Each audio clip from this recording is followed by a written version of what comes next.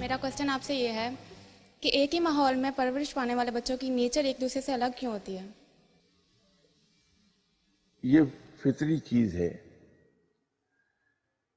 کہ ہر انسان کی باڈی کیمسٹری رب تعالیٰ نے مختلف بنائی ہے.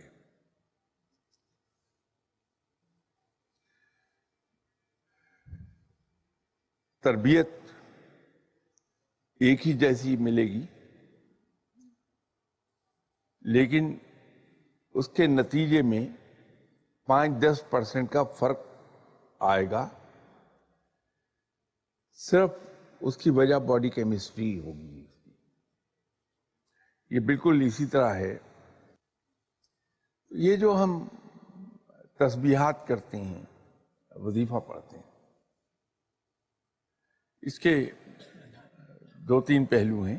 اب مجھے نہیں معلوم کہ آپ زیادہ بور تو نہیں ہو رہے میری گفتگو سے، تو میں آپ کو وہ میکنزم بھی ایکسپلین کر دیتا ہوں جس کے تحت وظائف کام کرتے ہیں.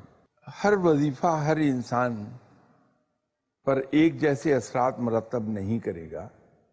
ثواب ایک جیسا ہے سب کے لیے، اس لیے کہ وہ اللہ کا نام جپ رہے ہیں ہم، یا اللہ کے کلام کا ایک حصہ ہم پڑھتے ہیں، اس کا ثواب سب کے لیے وہ یکساں ہے. لیکن اس کے اثرات ہم پر مرتب ہوتے ہیں، وہ اثرات مختلف ہیں. اب جیسے ایک بہت ہی مشہور جو انفیکٹ حضرت یونس علیہ السلام کی دعا ہے، وہ ہم پڑھتے ہیں، اسے ہم عرف عام میں آیت کریمہ کہتے ہیں. حالانکہ ساری آیات جو جتنی بھی قرآن میں ہیں وہ آیات کریمہ ہی ہیں، لیکن ہم اسے اس نام سے جانتے ہیں. اب اس کے اثرات ہر انسان پر مختلف ہوں گے. ایک اور وظیفہ بہت سریع العصر ہے، یا بدیو العجائب بالخیر.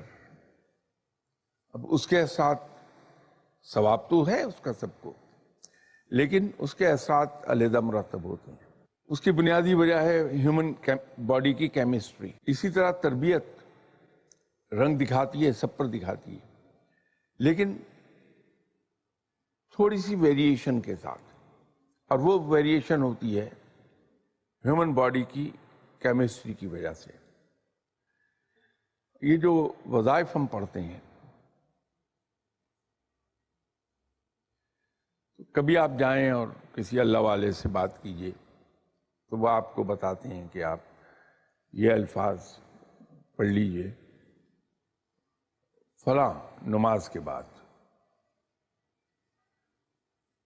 وہ عام طور پر الفاظ بھی ہر آدمی کے ساتھ ویری کرتے ہیں، وقت بھی ویری کر جاتا ہے.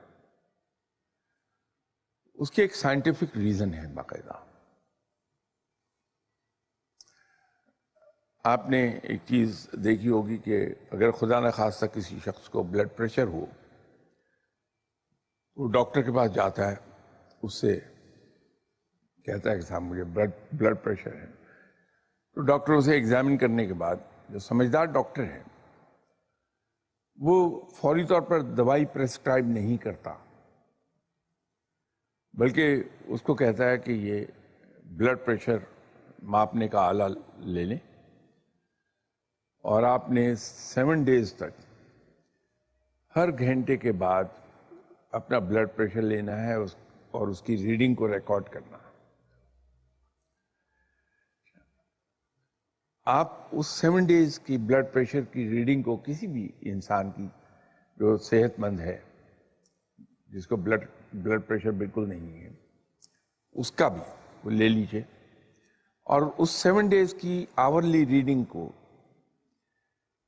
آپ ٹرانسلیٹ کر لیجئے انٹو اے گراف.